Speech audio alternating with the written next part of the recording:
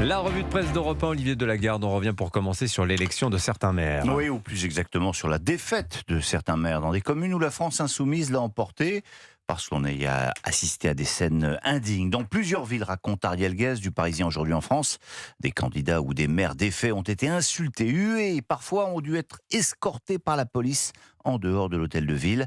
À Vaux-en-Velin, par exemple, la maire sortante, la socialiste Hélène Geoffroy, a été battue par l'insoumis Abdelkader Lamar et elle a surtout été humiliée par les militants présents. Des scènes similaires se sont produites à Mantes-la-Jolie et d'autres villes. À Creil, le socialiste Jean-Claude Villemain a été chahuté. Dimanche soir, idem pour le LR.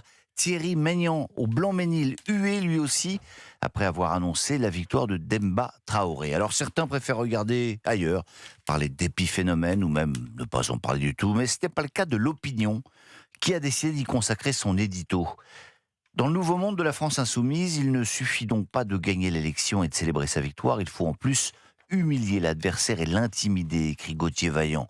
Bien sûr, ajoute-t-il, nul porte-voix de LFI à l'horizon pour regretter cette hostilité décomplexée. Le respect de l'adversaire doit être une notion d'extrême droite, ajoute-t-il. Au contraire, les insoumis feindront l'indignation quand on leur reprochera de brutaliser le débat public. Pendant ce temps-là, les socialistes hier soir se brutalisaient entre eux. Oui, récit haut en couleur du bureau national du PS dans le Parisien, où les critiques se sont concentrées sur Olivier Faure, accusé de double discours vis-à-vis des Insoumis. C'est Boris Vallaud qui est le premier à sonner la charge, raconte Julien Dufay et Victor Delair. Et Nicolas Mayer-Rossignol a enchaîné. Pour être de gauche, il faut être droit. Malheureusement, nous sommes apparus comme le parti de la tambouille, a-t-il ajouté. Fort de son côté a pointé l'hypocrisie et le cynisme de certains, et il s'y connaît, visant, sans le nommer, François Hollande. L'ancien président avait fort courageusement séché ce bureau national, préférant participer à un débat dans un café parisien. François Hollande, un peu gêné aux entournures, raconte de son côté Richard Fleurin, le journaliste du Figaro, qui consacre toute une page au festival d'hypocrisie hollandaise. L'ancien président qui a récusé les alliances avec les filles tout en enjoignant discrètement l'union dans son fief de Tulle. Et l'argument avancé mérite une médaille. Bernard Combe n'a pas fait d'alliance avec la France insoumise, a déclaré Hollande. C'était une liste d'union de la gauche. Ce n'est pas pareil, bien sûr. Quoi d'autre dans la presse ? Les conséquences économiques de la guerre au Proche-Orient, le grand retour de l'inflation, titre Les Échos, le lent poison du choc pétrolier pour l'Opinion. Mais on va se changer les idées avec le foot ce matin, parce que notre équipe de France, vous avez vu ça, s'est envolée pour les États-Unis, pour 2 matchs amicaux et commerciaux, indique l'équipe. Ils affronteront demain le Brésil et dimanche la Colombie. Et puis, ils en ont profité pour découvrir le lieu qui, à Boston, sera leur résidence durant la Coupe du Monde, qui débute, je vous le rappelle, le 11 juin. Un hôtel de luxe en plein centre-ville, raconte Vincent Duluc. Ils y auront 2 étages réservés, un pour les joueurs, un autre pour le staff, avec des chambres sur l'arrière pour garantir le calme.